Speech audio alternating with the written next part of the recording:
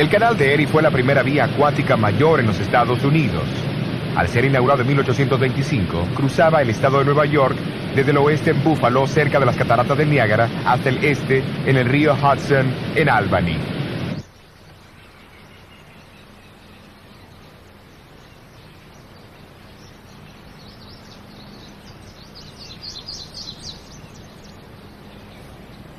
A una hora de viaje al este de Rochester se encuentra el pequeño pueblo de Puerto Gibson.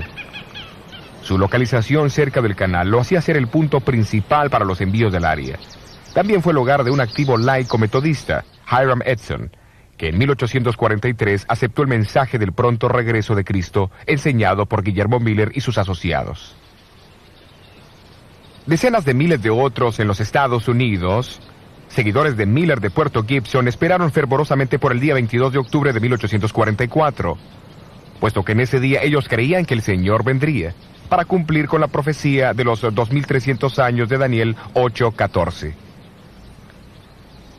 Al ver el brillo de la primera luz de la mañana del siguiente día sobre las aguas del canal, estos mismos creyentes fueron sobrecargados con chasco y desesperación. Y la sustancia de nuestra historia consiste en ver cómo ellos pudieron percibir, más allá de su propio error, la clara luz de Dios, guiando en tres distintas maneras.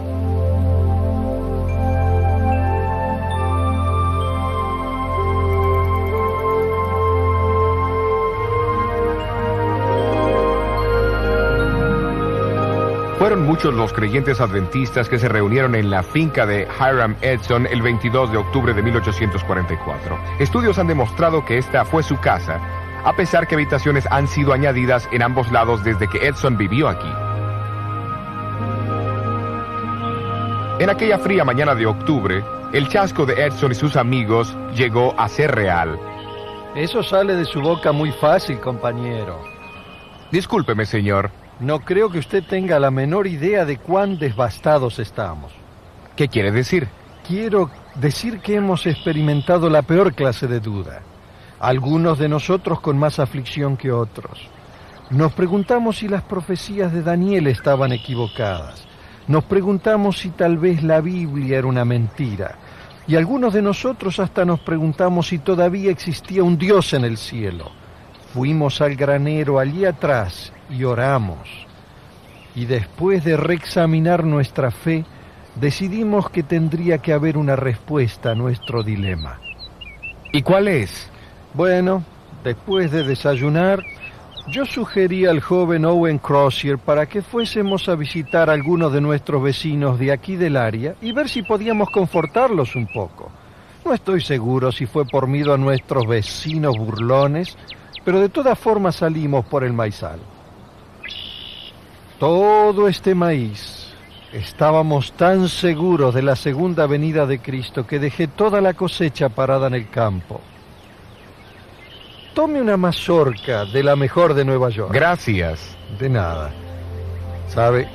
Mientras caminábamos esa mañana y repasaba en mi mente los eventos de las 24 horas anteriores, de repente paré y miré hacia el cielo, y pareció como si los cielos se abrían y por mi mente destelló el santuario. ¿Sabe? Nosotros los milleristas hemos predicado sobre el texto hasta 2300 días y el santuario será purificado. Y pensamos que ese santuario era la tierra. Bueno, más tarde reconocimos que la Biblia enseña que también hay un santuario en el cielo y que Cristo se mudó como el primer sacerdote en el día de la expiación, del lugar santo al lugar santísimo, el 22 de octubre de 1844. El Señor tenía un trabajo que llevar a cabo en el cielo antes de regresar a esta tierra. Ahí fue que el hermano Miller cometió su error. El Señor fue bueno. Él había oído nuestra oración. Bueno, hasta luego, compañero. Hasta luego.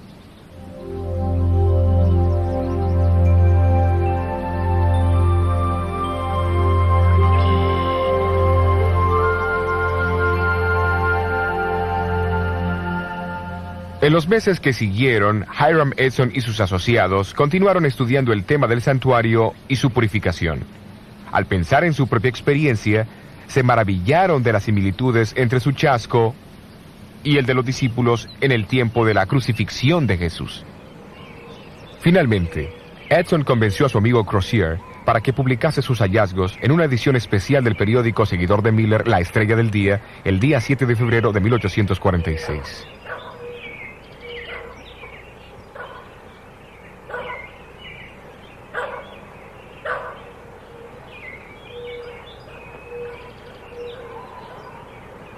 Pero mientras tanto, otro evento de gran significado ocurriría en Washington, Nueva Hampshire.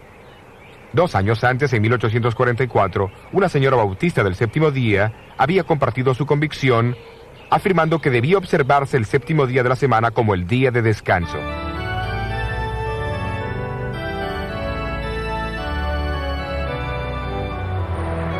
La observancia cristiana del séptimo día como día de reposo ha persistido a través de la era cristiana. Algunas veces fue guardado en secreto, pero siempre ha reaparecido para presentar su mensaje sobre la tierra. Desde los días de los apóstoles hasta el siglo V, la costumbre continuó en varias partes del Imperio Romano. No obstante, mientras la iglesia cristiana se deslizaba más y más hacia la apostasía y adoptaba ritos idolátricos y prácticas de adoración al sol, el séptimo día como el día de descanso fue desacreditado. Su observancia fue reprimida y en su lugar el domingo fue exaltado como el día de adoración. Durante la Reforma del siglo XVI, Lutero se apoyó en la Biblia como la autoridad suprema para el cristianismo y declaró a Carlos V: Yo no acepto las autoridades de papas y concilios porque ellos se contradicen. Mi conciencia está cautivada por la palabra de Dios. Esta apelación a la Biblia, y la Biblia solamente, fue el fundamento mismo de la Reforma.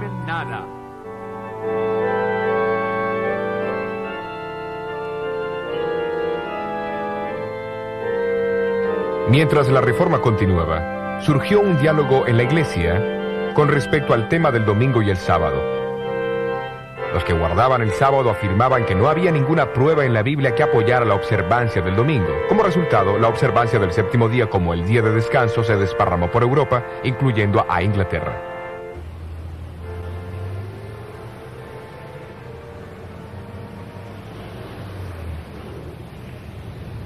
Allí las discusiones sobre el día de descanso llegaron a ser el centro de controversia entre los puritanos a través del siglo XVII. Se involucraron personas influyentes y entre los muchos que defendían la observancia del séptimo día había un abogado inglés, jefe de la mayoría en la Cámara de los Comunes.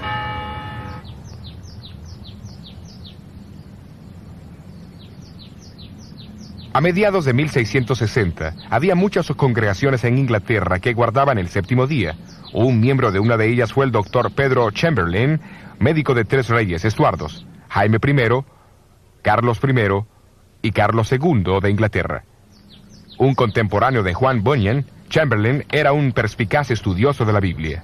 Estas palabras fueron grabadas en su tumba en el terreno de la iglesia de Woodham Mortimer, Essex. En cuanto a su religión, él fue un cristiano que guardó los mandamientos de Dios y la fe de Jesús, siendo bautizado alrededor del año 1648 y observó el séptimo día como día de descanso por más de 32 años.